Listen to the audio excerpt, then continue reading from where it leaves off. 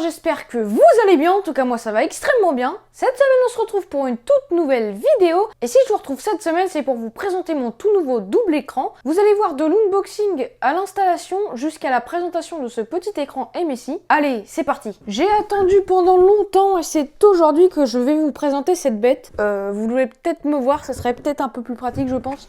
Donc ce que je vais faire, c'est que je vais poser mon écran juste ici. Voilà, c'est déjà un peu mieux. Du coup c'est aujourd'hui qu'on va déballer cette bête, donc l'écran MSI Optix G241. Donc j'ai pris le même écran que mon écran principal pour garder en fait un setup homogène, pas prendre un écran d'une autre dimension et que ça fasse un écart.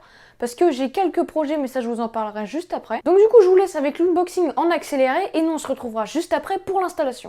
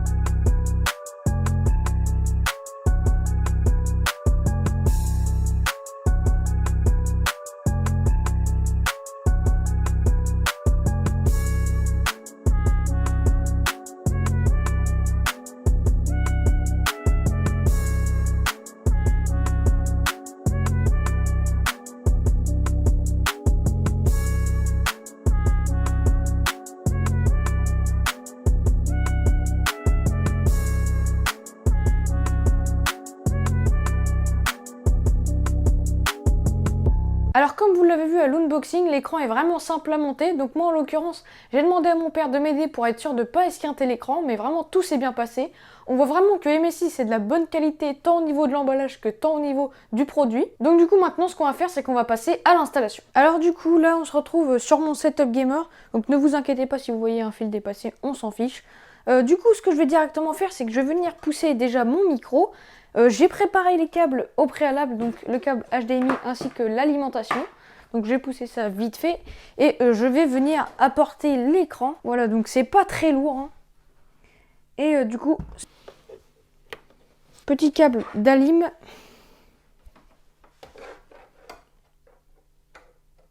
Donc du coup, ce que j'ai directement fait, c'est que j'ai branché tous les ports de l'écran. Et maintenant, du coup, on va venir le placer comme il se doit. Clac. J'ai collé les deux petits écrans et ce qu'on va venir faire c'est que je vais venir allumer la bête. Voilà, donc du coup mon PC s'allume, vous voyez il est vraiment beau hein. J'en suis fière. Du coup clac, on allume le second écran ainsi que l'écran principal. Mes réglages sont déjà faits logiquement vu que j'avais déjà un ancien double écran. Voilà, j'ai déverrouillé du coup. Je vous remontrerai pour le petit rappel le tuto double écran comme je vous le dirai en fin de vidéo.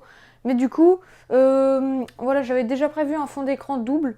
Donc comme vous le voyez, on a un fond d'écran double. Je trouve ça vraiment stylé, hein, franchement.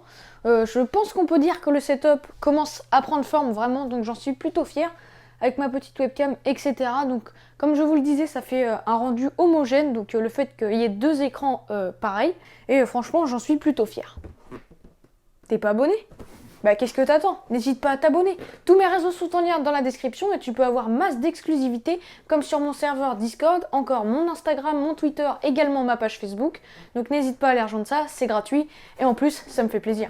Alors voilà, j'ai fini d'installer ce petit écran dans mon setup et maintenant je vais vous parler un peu plus de ses caractéristiques et pourquoi j'ai choisi un second écran.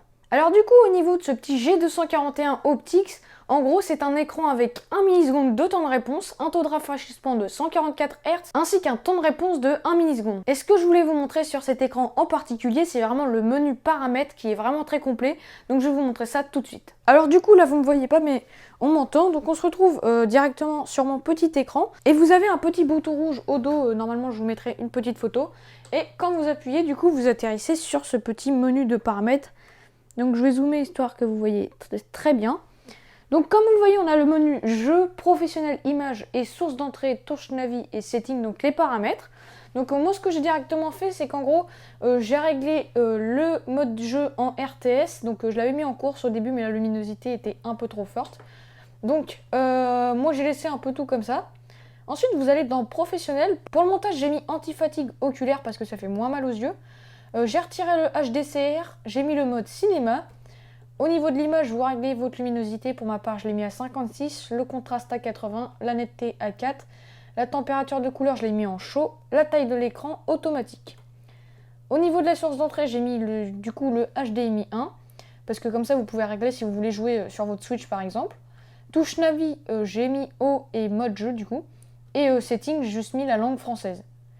Donc je tenais à vous montrer ces petits paramètres bien sympas. Maintenant, pourquoi avoir acheté un second écran? Eh bien, je vais vous l'expliquer tout de suite. En gros, il y a un peu moins d'un an, j'ai changé mon utilisation. Comme vous le savez, je suis passée sur DaVinci Resolve il y a à peu près un an. Donc sur mon PC que je m'étais fait il y a un an tout pile. Donc je me suis dit, on va passer sur un bon logiciel de montage. Sauf que ça prend vraiment beaucoup de RAM, tout ça. Et pour le multitâche, par exemple, si je voulais vous répondre sur Discord juste à côté, eh bien c'était beaucoup plus simple pour moi. Donc je me suis dit, pourquoi pas prendre un deuxième écran de la même qualité.